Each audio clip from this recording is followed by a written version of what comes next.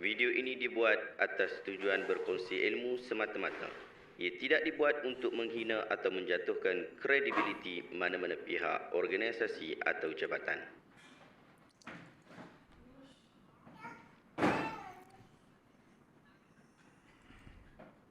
Assalamualaikum warahmatullahi wabarakatuh. Saya Syekh Abudin. Terima kasih banyak kerana anda berada di channel YouTube saya dan terima kasih banyak jika anda telah tekan butang subscribe. Kalau belum tekan butang berkenaan, tekan butang itu sekarang. Jika ada video-video yang bermanfaat, insya-Allah akan ada di feed YouTube anda. Sahabat-sahabat, baru-baru ni saya diberikan satu video yang cukup menarik untuk diberikan reaction dan saya tengok ada ramai ustaz-ustaz kita pun dah berikan reaction berkaitan tentang isu ni. Jom kita tengok video berkenaan sama-sama dan kita react selepas itu. Saya nak sebut apa yang pernah saya alami bulan lepas. Jin telefon Saya sendiri bulan lepas jin telefon saya.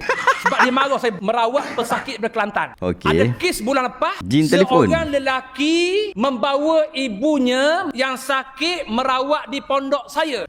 Setelah selesai merawat di pondok saya, on the way balik ke Kelantan, tiba-tiba saya dapat panggilan jin tu telefon saya. Memang lucu kes ni. Sebab Memang apa lucu? lawak. Kalau saya tak buka cerita ni, orang tak percaya. Ustaz mana ada nanti. Lepas kuliah lagi saya tunjuk. Saya dah screenshot, saya simpan. Okey, dia ada bukti Waktu dial masuk, calling masuk tu, saya screenshot, saya simpan. Tahu tak nombor telefon jin tu? 015.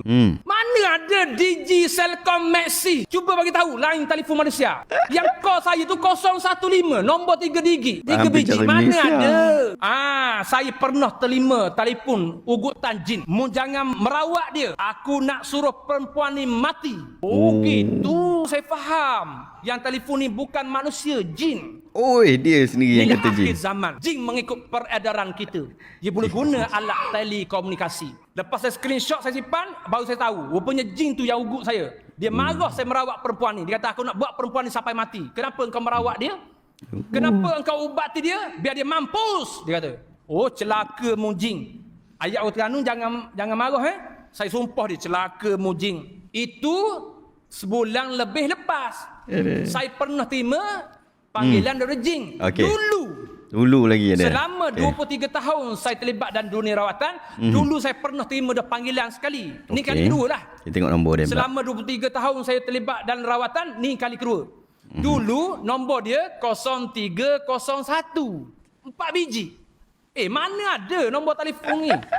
Celcom ke DG ke Maxi ke tak ada. Excel ke tong Excel ke tak ada. Dulu saya pernah kena dah sekali. Dia marah saya berobat seorang anak dara. Sebab anak dara tu, jin tu nak ambil masuk alam gaib. Okey. Selalu anak dara tu gaib. Dulu dalam masjid gaib. Pernah jadi sebelum saya rawat. Mak ayah dia pergi masjid nak dengar kuliah. Tiba-tiba sebalik tabir tu, Ustaz, anak saya dah gaib. Hilang. Jin tu ambil masuk alam sana. Pernah waktu tu, jin marah saya berobat perempuan anak dara tu. Dia call saya, 0301. Ish, pelik nombor telefon alam sana. Ni kalau saya cerita ni, Wahabi cukup marah ni. Wahabi tak dengar lagi ni, dia terpelik. Wahabi marah. Mana ada ni? Mari sini, saya jawab. Pokok Wahabi mari sini. Saya jawab. Mu tak faham, tak mengalami, mu tak tahu. 0301. Pernah call saya. Okey, baik. Kita dah tengok video tu. Cukup. Aduh, hai. Confident betul ustaz ni. Aduh, hai. Last sekali yang salah, jin. Sahabat-sahabat, jin telefon ustaz. Pertama sekali saya nak sebut ialah saya betul-betul tak kenal dan tak tahu siapa Ustaz Arifin ni. Memang saya tak pernah kenal dengan dia. Jadi video reaction saya ni, saya tak tuju kepada dia secara khusus. Tapi saya nak iktiraf bahawa ustaz ini punya confident level memang padu. Kalau orang dengar ni memang rasa bahawa yang dia cerita tu betul lah apa yang dia kata. Tapi kalau kita selidik sikit, gunalah sikit kemudahan teknologi yang Allah Ta'ala kurniakan kepada kita ni, kita pasti akan dapat tahu bahawa nombor-nombor yang ustaz sebut tadi bukanlah nombor jin, tetapi nombor-nombor itu biasanya digunakan oleh scammers dan bukan ustaz saja dapat nombor tu. 015, nombor-nombor 0301, bukan bukan ustaz saja dapat call tu, ramai daripada kalangan kita pun selalu dapat call tu. Hampir setiap hari pun ada. Dan banyak kes, banyak isu, banyak cerita yang dia ada daripada nombor 015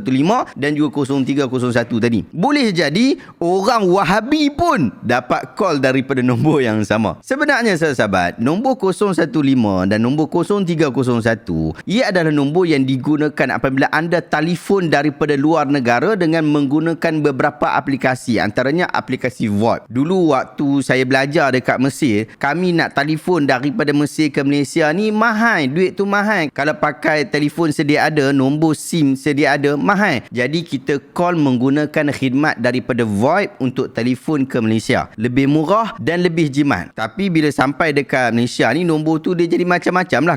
Kadang-kadang 015 lah, kadang nombor yang tak dikenali lah, nombor plat-plat. Itu biasa nombor daripada VoIP. Tetapi saya tak sangka pula ada ustaz yang percaya bahawa nombor itu adalah nombor jin. Saya memang menahan diri daripada keterlaluan dalam memberikan reaction. Tapi yang ni, bab ni memang lawak dan parah. Kita tak marah langsung, tapi kita bergelak sakan sebab ini sangat melucukan. Bayangkan bagaimana rendahnya level kita di dalam mempercayai sesuatu benda yang kita tak tahu. Orang call, kemudian dia kata dia jin ataupun seumpama dengannya, nampak call tu bunyi lain sikit, kita terus percaya itu adalah jin. Tak bolehkah kita kata kalau orang tu dah berugut nak bunuh dan sebagainya, kita report polis lah. Apa masalah dia? Kita anggap itu adalah seorang manusia yang sedang memberikan ancaman pembunuhan pada seseorang lain. Kenapa kita nak pergi kata bahawa itu adalah jin pula? Mudah sangat kita nak pergi percaya dengan orang yang menyamak bahawa ia jin sedangkan dia bukan jin. Ini berlaku waktu call.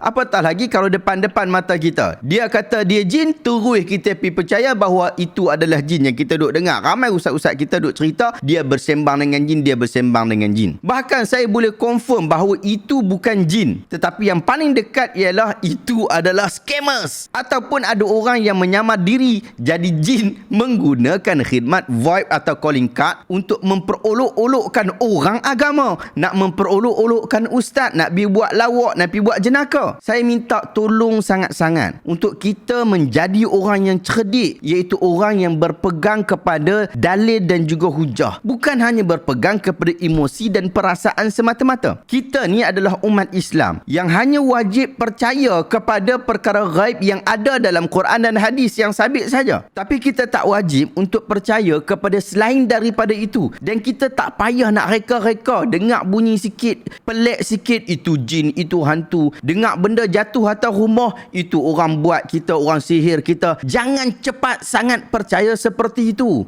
Ada sebahagian kawan-kawan saya, dia kata kena sihir sebab selalu buat konten. Saya kata kalau kena sihir sebab kena konten, aku kena sihir dulu sebelum hang. Sebab mereka tak suka aku lebih daripada tak suka hang. Kita nak bawa masyarakat kita berbalik kepada apa yang dikehendaki oleh Quran dan Sunnah. Kalau ada isu yang dianggap sebagai ghaib berlaku, maka letakkanlah ketidakpercayaan terlebih dahulu sebelum hang nak pergi percaya. Mengapa kita nak pergi percaya bahawa yang call itu jin, sedangkan telah terbukti nombor itu digunakan oleh scammer secara berleluasa? Kita tak boleh percaya benda ghaib ni sewenang-wenangnya macam tu saja. Nanti kita terpaksa untuk mengiyakan apa yang datang daripada orang Hindu yang mendakwa bahawa mereka bertemu dengan Tuhan-Tuhan mereka. Mereka bertemu dengan hantu-hantu. Kita kena pergi percaya kepada mereka saja disebabkan mereka mendakwa satu perkara ghaib. Tak boleh begitu. Kita kena ada disiplin, kita kena ada asas yang kuat dalam bab ni. Orang sebut tentang perkara ghaib, jangan percaya dulu, cek dulu, baru hang nak pergi percaya ataupun tak percaya. Ini bila mai datang apa sahaja yang nampak macam ghaib sikit, nampak macam pelik sikit,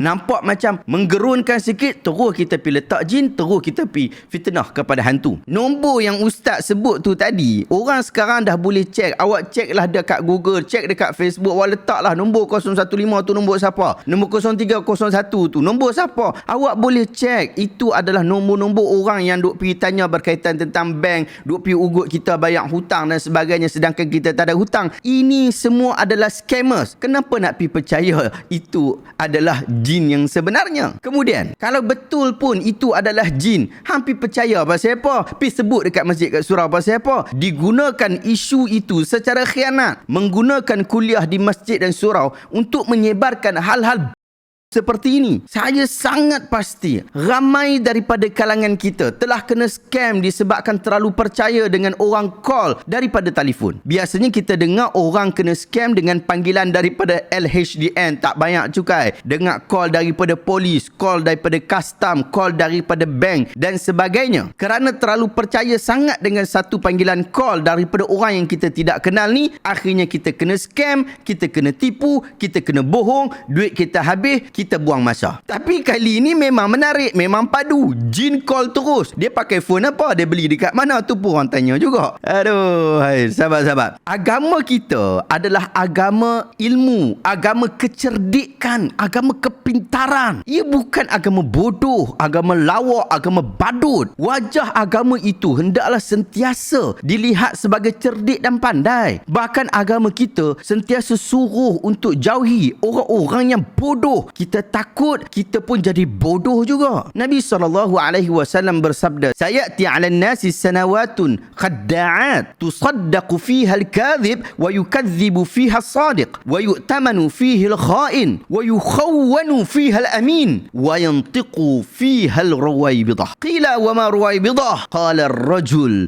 at-tafah yatakallamu fi amri al-'amah. Akan datang kepada manusia tahun-tahun yang penuh dengan penipuan dan tipu daya. Kata-kata pendusta dibenarkan, dipercayai dan didustakan percakapan orang yang benar. Diberi amanah kepada pengkhianat dan dikhianati orang-orang yang amanah. Kemudian akan berkatalah golongan Ruwaibidah. Baginda sallallahu alaihi wasallam ditanya, siapakah golongan Ruwaibidah? Maka baginda sallallahu alaihi wasallam menjawab, orang yang bodoh lagi fasik berbicara berkaitan perkara umum yang besar. Hadis sahih riwayat Imam Ibn Hibban. Antara yang kita dapat kesimpulan daripada hadis ini ialah, yang pertama, baginda Nabi SAW memberi amaran kepada umatnya agar berhati-hati ketika menghadapi hari-hari yang penuh dengan tipu daya, dan pada waktu itu kebenaran dan amanah akan terletak pada orang-orang yang bodoh dan keji lagi fasik. Mereka ini digelar sebagai Ruwaibidah. Nabi dah ingatkan kita tentang hal ini akan berlaku. Yang kedua, Nabi SAW menyifatkan Ar-Ruwaibidah itu dengan dua sifat.